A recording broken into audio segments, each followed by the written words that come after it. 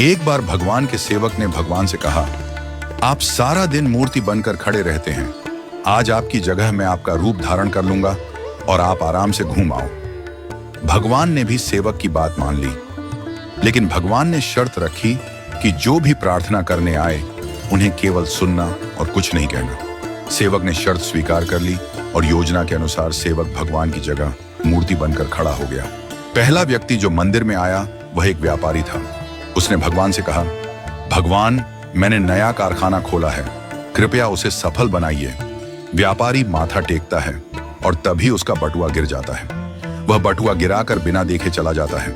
सेवक बेचैन हो जाता है और सोचता है कि व्यापारी को बता दे कि उसका बटुआ गिर गया है, लेकिन भगवान की शर्तों के अनुसार वह कुछ नहीं कहता। कुछ समय बाद एक गरीब आदमी आता है और भगवान से कहता है, भगवान, घर में खाने के लिए कुछ नहीं है, कृपया हमारी मदद करें।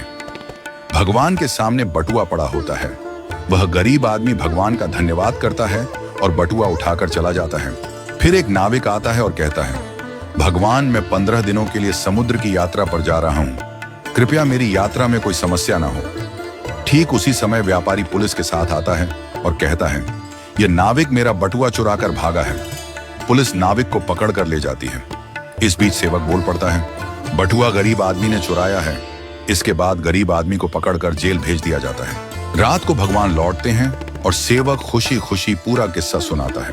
भगवान मुस्कुराते हुए कहते हैं, तुमने किसी का भला नहीं किया बल्कि सब कुछ बिगाड़ दिया। वे आगे कहते हैं, व्यापारी का बटुआ गिरना कोई बड़ा नुकसान नहीं था, वह गलत धंधा करता है, और अगर उसका बटुआ गरीब आदमी को मिल जाता तो उसके बच्चों को भोजन मिलता और उसकी परेशानियां दूर हो जाती। भगवान ने कहा, नाविक जिस यात्रा पर जा रहा था वहां एक तूफान आने वाला था। अगर वह जेल में होता तो उसकी जान बच जाती और उसकी पत्नी विधवा होने से बच जाती। भगवान ने यह भी कहा, कभी कभी जीवन में हमें समस्याएं आती हैं और हम सोचते हैं कि यह हमारे साथ ही क्यों हुआ, लेकिन हमें समझना चाहिए कि इसके पीछे भगवान की योजना होती है। भगवान ने हमें यह सिखाया कि जो भी होता है वह हमेशा अच्छे के लिए होता है, भले ही हमें वह समझ में ना आए। इस कहानी से यह शिक्षा मिलती है कि हमें भगवान पर विश्वास रखना चाहिए और जो भी घटनाएं घटित होती हैं उन्हें अच्छे के लिए मानकर स्वीकार करना चाहिए। भगवान की योजना हमेशा हमारे भले के लिए होती है और कभी कभी हमें उस योजना को समझने में वक्त लगता है। हमें हमेशा यह मानकर चलना चाहिए कि जो भी होता है वह हमारे भले के लिए ही होता है और हमें उसमें भगवान की मर्जी को स्वीकार करना चाहिए। हमें कभी भी किसी स्थिति में निराश या हताश नहीं होना चाहिए, क्योंकि हर घटना के पीछे कोई ना कोई गहरी योजना होती है जो हमारे जीवन को बेहतर बनाने के लिए होती है।